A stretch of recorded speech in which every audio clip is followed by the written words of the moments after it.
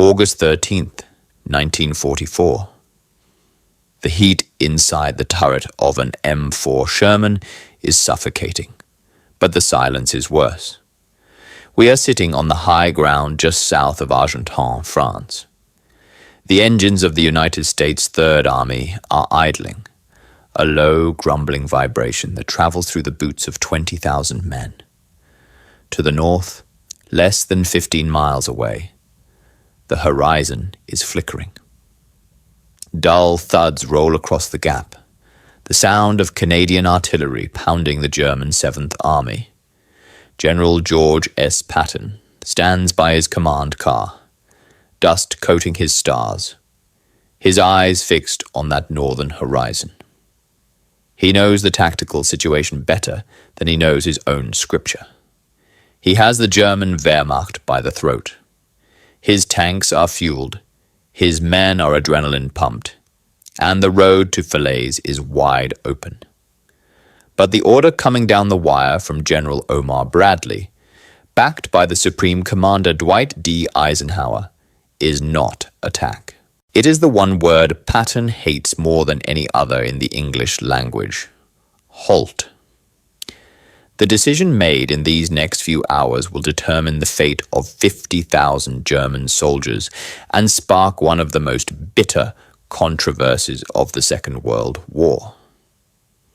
To understand why a 4-star general would be screaming into a field telephone on a dusty road in August, we must rewind 6 weeks and look at the cage the Allies had been trapped in. By early July 1944, the euphoria of the D-Day landings had evaporated, replaced by a claustrophobic, grinding attrition that no one in London or Washington had predicted. The Allied invasion force was not racing toward Paris. It was drowning in the bocage. The Norman countryside was a tactical nightmare, a checkerboard of sunken lanes and small fields, each bordered by earthen embankments, topped with dense, ancient hedges.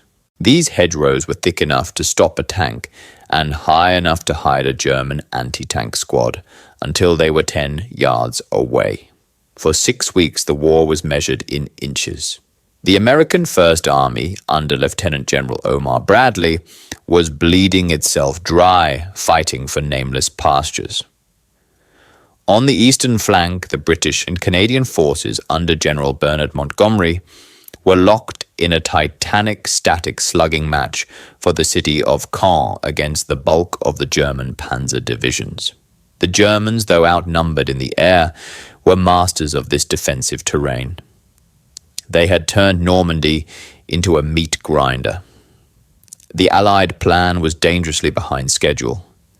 The spectre of a stalemate, reminiscent of the First World War trenches, began to haunt the Supreme Headquarters. Eisenhower needed a miracle, or at the very least, a sledgehammer. That sledgehammer fell on July 25th. It was codenamed Operation Cobra. After a delay due to bad weather, the U.S. Army Air Forces unleashed a carpet bombing campaign of apocalyptic proportions near St. Lo. Over 1,500 heavy bombers turned a 6,000-yard section of the German line into a lunar landscape. The Panzer Lehr Division, an elite armored unit, was effectively erased from existence in less than an hour. Through this smoking hole in the German defenses, the American armor poured through. This was the moment the nature of the war in the West changed fundamentally. The static, suffocating battle of the hedgerows shattered into a war of movement, the kind of war the American doctrine was built for. On August 1st, the U.S. Third Army was officially activated. Its commander was Lieutenant General George S. Patton, Jr. He had been kept in commanding purgatory in England, used as a decoy to fool the Germans into thinking the invasion would come at Calais. Now the decoy was off the leash. Patton's impact was immediate and electric. While the rest of the Allied armies were cautious, obsessing over supply lines and flank security, Patton operated on a philosophy of violent, relentless speed. He famously told his commanders to ignore their flanks, claiming that the enemy's flanks are the ones in danger. The Third Army didn't just advance. It exploded into the French interior. In a single week, they captured the entire Brittany Peninsula and then swung east toward Paris and the Seine. The German 7th Army, which had been fighting so tenaciously in the hedgerows, suddenly found the floor dropping out from under them. However, Adolf Hitler, directing the war from a bunker in East Prussia, far removed from the reality of the front, made a fatal miscalculation. Instead of ordering a retreat to the Seine River to regroup, a move that would have saved his army, he ordered a counterattack. He commanded Field Marshal Günther von Kluge to take his remaining panzer divisions and strike west toward Mortagne to cut off Patton's supply lines and drive to the sea. It was a suicidal order. By attacking west, the Germans were shoving their head further into the noose. They were extending their lines exactly when they should have been contracting them. By the second week of August, the battlefield geometry had formed a distinct shape. The Canadians and British were pushing hard from the north, acting as a rigid anvil. The Americans, led by Patton's racing columns, were swinging up from the south like a hammer.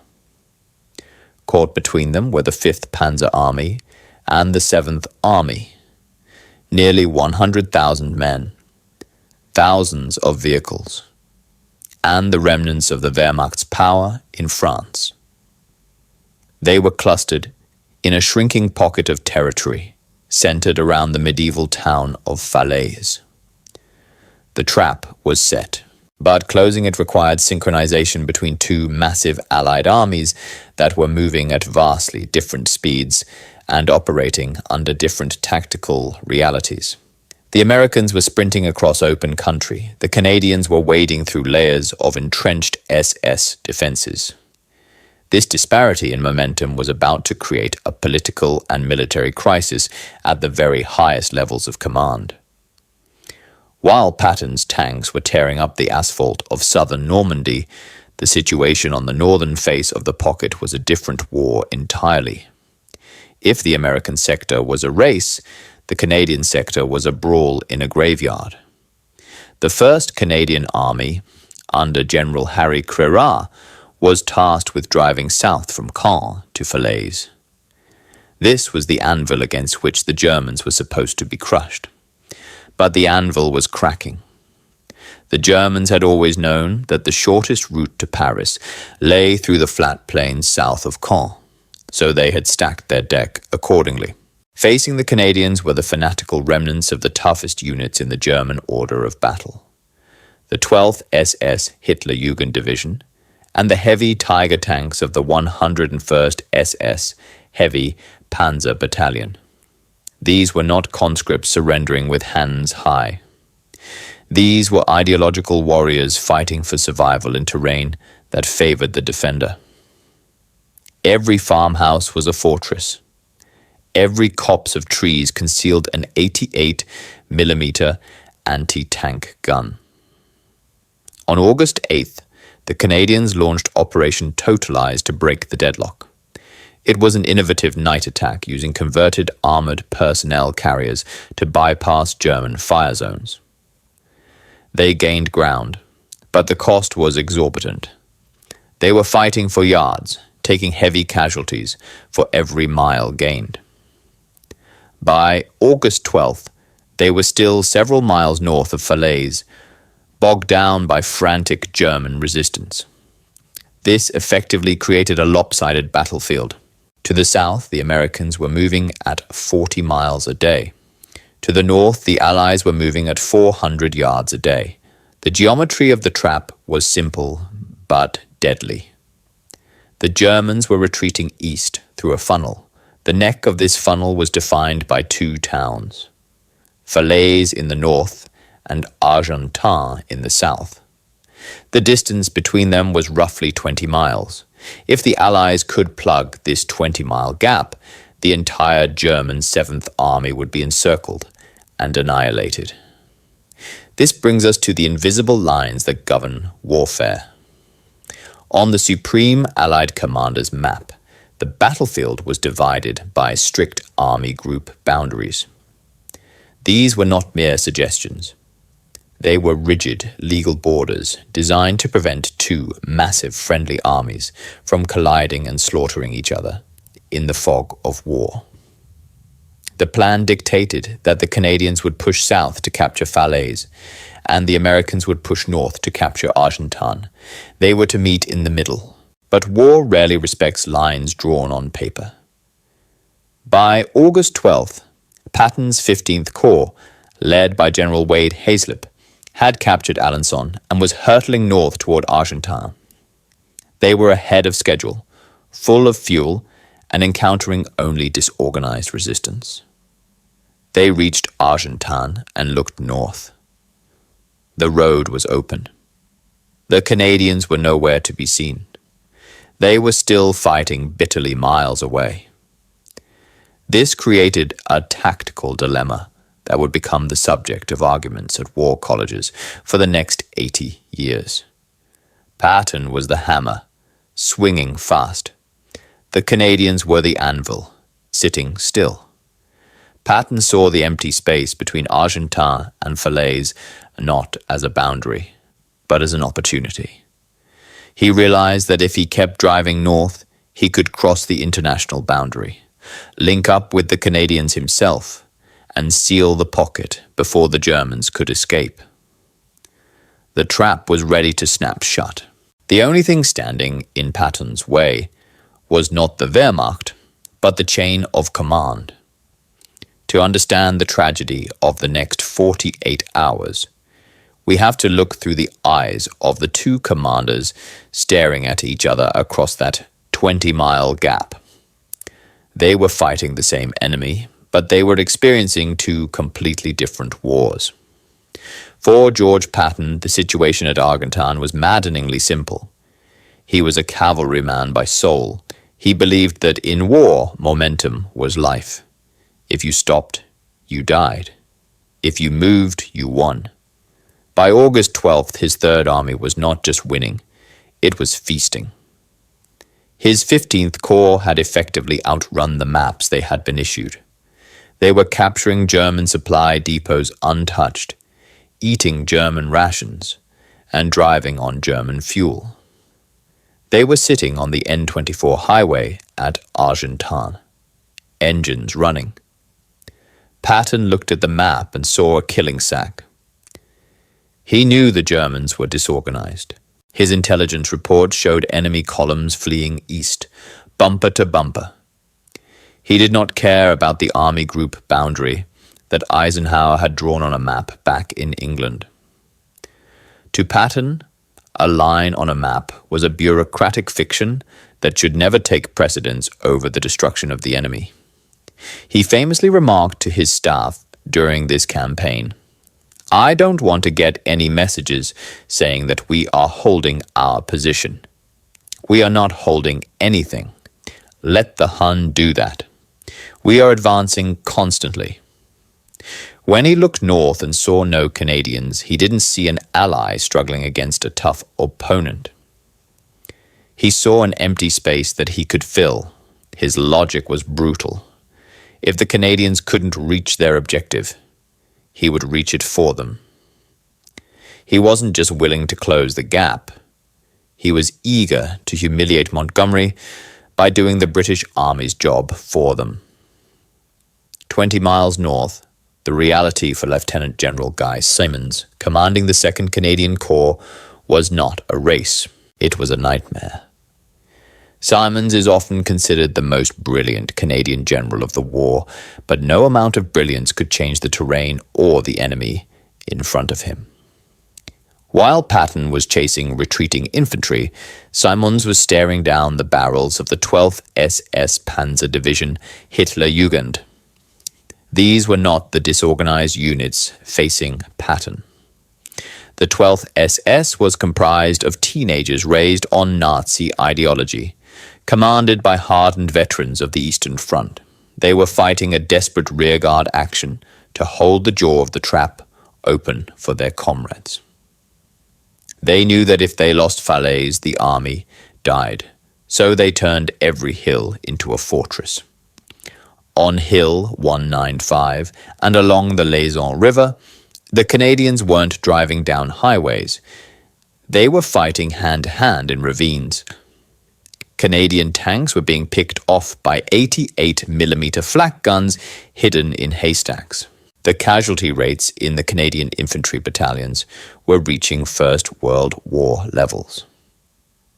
To the Americans in the South, the Canadians looked slow, perhaps even cautious. Patton privately raged that Montgomery was letting the monkey out of the bag. But this judgment ignored the physics of the battlefield. You cannot sprint through a minefield. The Canadians were the ones holding the door shut, while the Germans threw everything they had at the hinges. The friction between these two realities, American speed versus Canadian resistance, created a vacuum of understanding. And into that vacuum stepped the politicians. Inside the pocket, the perspective was not one of strategy, but of apocalypse. Field Marshal Günther von Kluge, the commander of German forces in the West, was living inside a dying animal. His headquarters was constantly on the move, dodging Allied airstrikes. The roads of Normandy, once the arteries of the Wehrmacht, had become linear graveyards. The Allied air superiority was total. During the day, movement was suicide. British Typhoons and American Thunderbolts patrolled the skies in cab ranks, diving on anything that moved. The German retreat was forced into the night. Thousands of vehicles, tanks, horse-drawn artillery, staff cars, and stolen French trucks were jammed onto the few remaining secondary roads leading east. Kluge knew the situation was hopeless. He sent desperate messages to Hitler's headquarters saying the situation is slipping from our hands. But the orders coming back from the wolf's lair were delusional. Stand fast.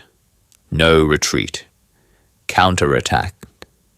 For the average German soldier, the strategic map didn't matter. What mattered was the Jabo, the fighter bomber. They called the road to the east the Todesgang, the Death March. As Patton's tanks appeared in Argentan to their south, panic began to set in. The German army wasn't just losing a battle. They were being herded into a slaughterhouse. They could see the pincers closing. Above the mud and the panic, in the clean trailers of the Allied High Command, a different kind of pressure was building.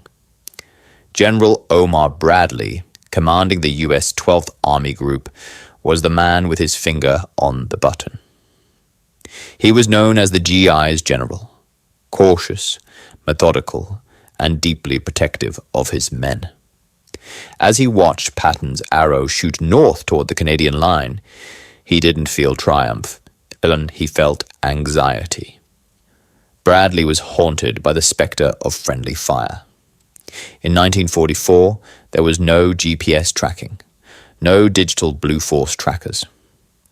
Communication between the American and British armies went through layers of radio relays and code ciphers. If Patton's tanks crossed into the Canadian sector, while the Canadians were unleashing a massive artillery barrage on the same coordinates, the result would be a massacre of Allied troops by Allied guns. Bradley's logic was mathematically sound.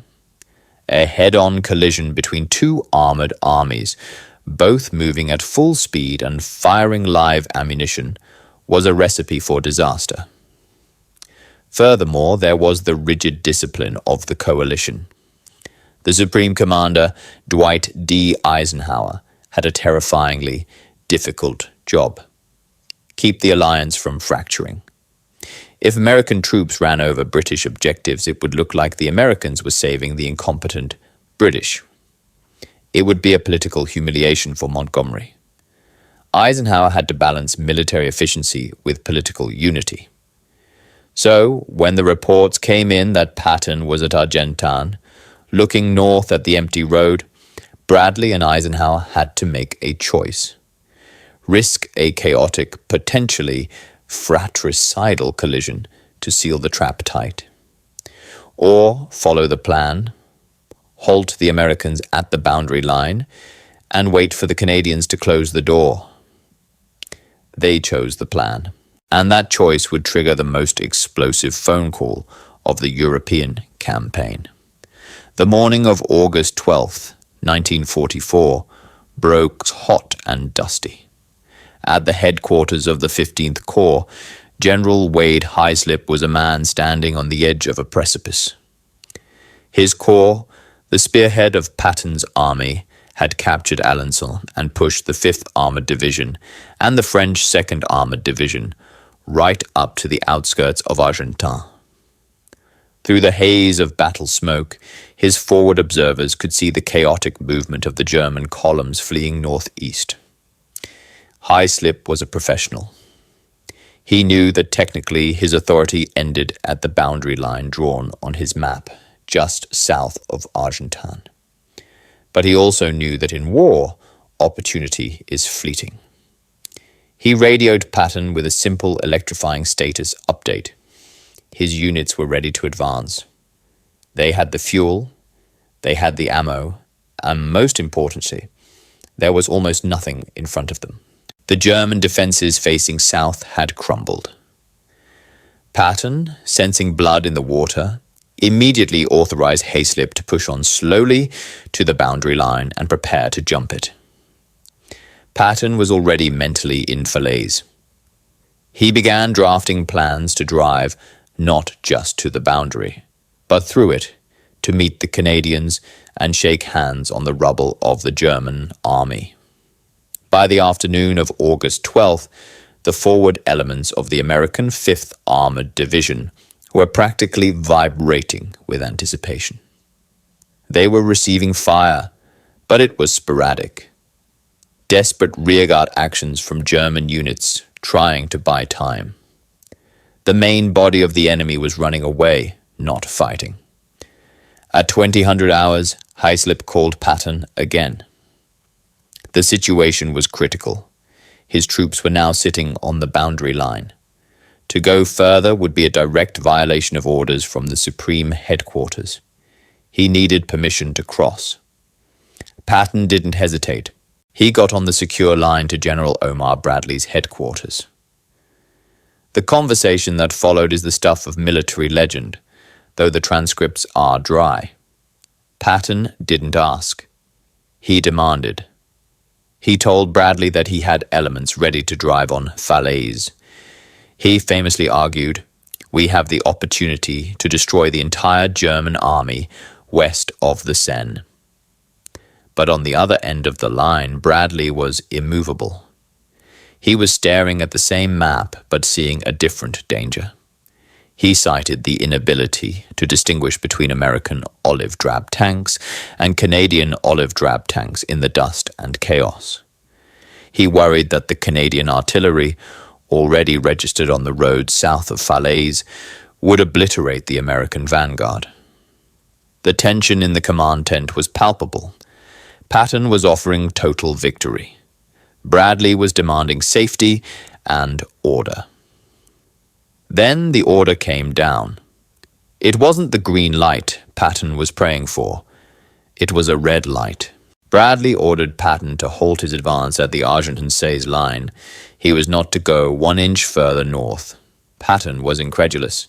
He felt the trap slipping away. He tried one last desperate gamble. He argued that if he couldn't go north to meet the British, he should at least be allowed to wheel east and drive parallel to the Seine, creating a wider net.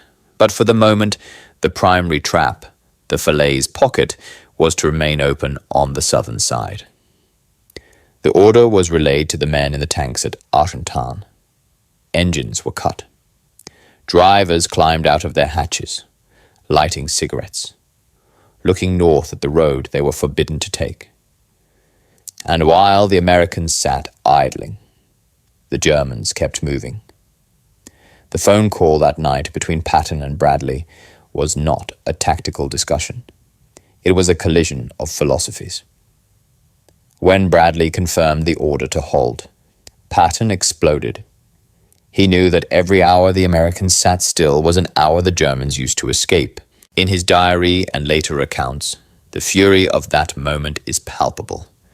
Patton pleaded with Bradley, using a line that has since become part of military folklore. He told his superior, "Let me go on to Falaise and we'll drive the British back into the sea for another Dunkirk." It was a dark joke, born of frustration, a jab at Montgomery's slow progress, but it revealed the depth of Patton's belief. He was willing to risk an international incident to destroy the enemy. He argued that his men were ready, that the boundary was just a line on a map, and that the enemy was escaping right now. Bradley's response was cold and final. No. He reiterated the danger of collision. He told Patton that he would not risk American lives by rushing blindly into the Canadian artillery zone. The shoulder at Argentan was to be held secure and static until the Canadians arrived from the north. Eisenhower supported Bradley. The Supreme Commander's priority was the stability of the alliance and the orderly destruction of the enemy. Not a cowboy dash for glory that might end in a fratricidal disaster. The logic was sound, safe, and arguably correct by the textbook. But on the ground, it felt like madness. On the night of August 13th, the consequences of that order became audible.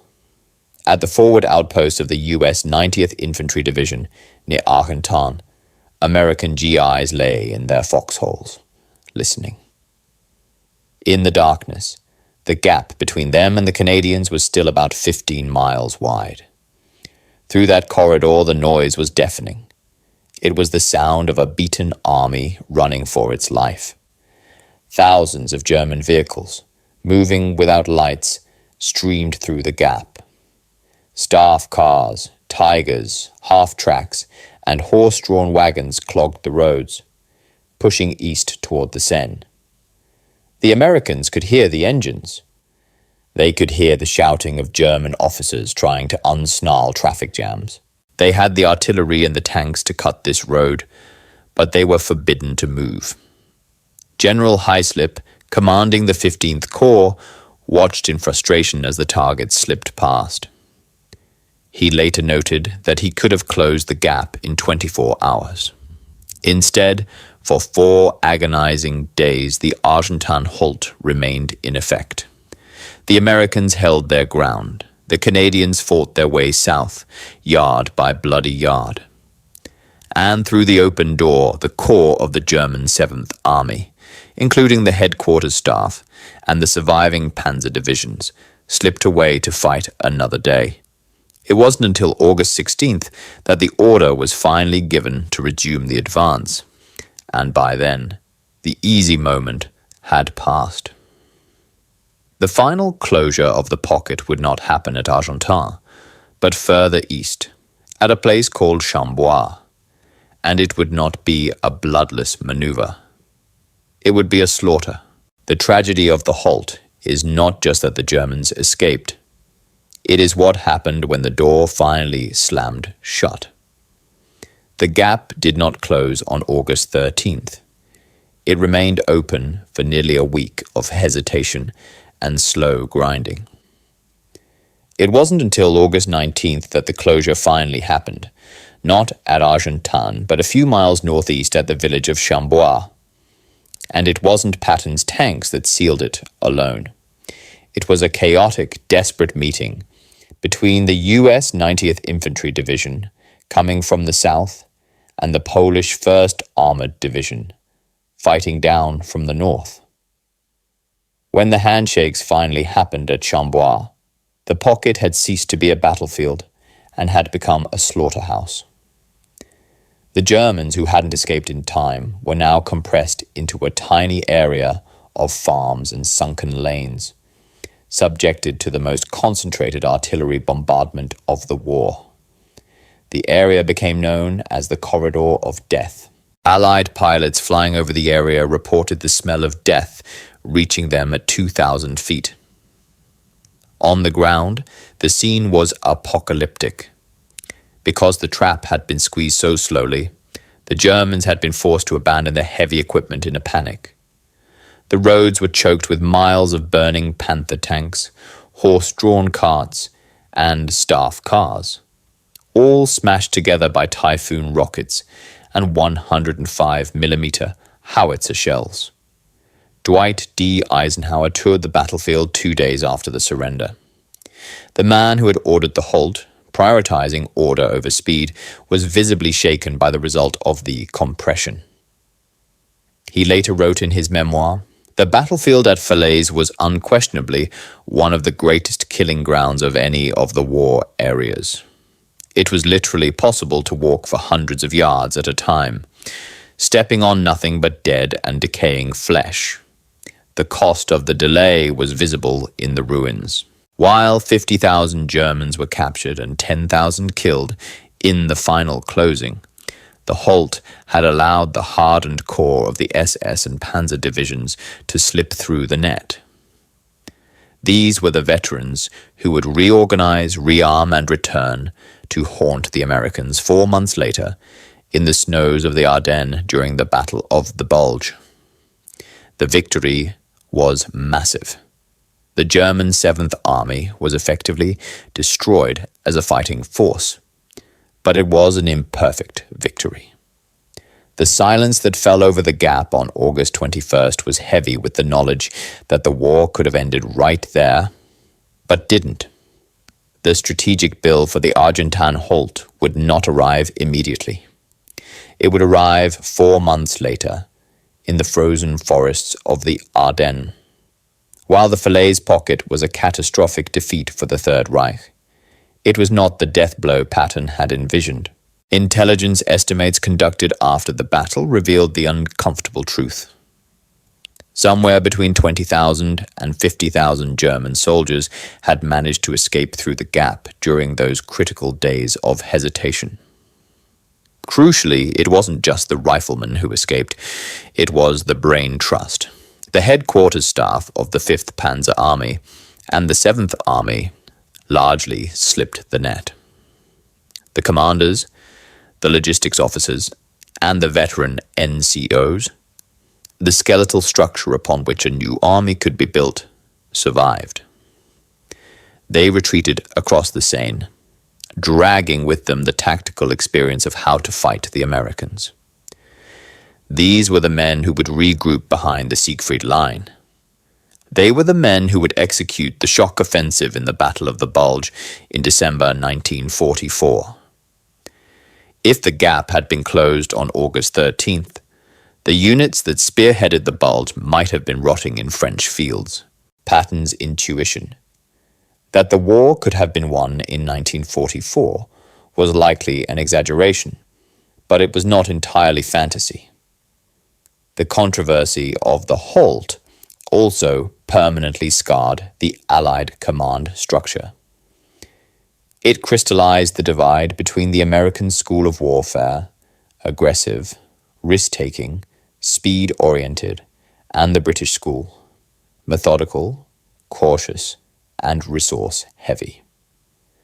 Patton never forgave Montgomery or Bradley for stopping him. He viewed it as a theft of glory and a betrayal of the soldier's duty to destroy the enemy. For the rest of the war, the relationship between the Allied commanders would be poisoned by the memory of the lost victory at Falaise. It was the moment the Americans realized they were no longer the junior partners in the alliance. They were the engine, and they began to resent being tapped on the brakes. The Falaise Gap proved that in coalition warfare, the most difficult enemy is often not the one across the trenches, but the map on your own table. History is often written as a series of inevitable victories, but the story of the Falaise Gap reveals the messy human reality of command. General Eisenhower's decision to halt Patton was not a blunder of incompetence. It was a triumph of discipline. He chose the safety of his coalition over the gamble of a total victory. He prioritized the certainty of a secure front line over the chaos of an accidental battle between friends. By the textbook of military science, he was right. But war is not a science. It is an art of violence, driven by momentum. George Patton understood something that the careful planners did not. When an enemy is broken, you do not give him breath. You do not let him sleep. You do not let him reorganize. The fatal halt at Argentan remains one of the great what-ifs of the 20th century. It serves as a brutal reminder that in war, a decision made in a quiet tent with a pencil and a map can echo for years in the lives of the men who have to fight the battles that should have already been won. The gap was eventually closed. The victory was won. But the silence that fell over the killing field of Normandy was not the silence of peace. It was merely the intermission before the final bloody act.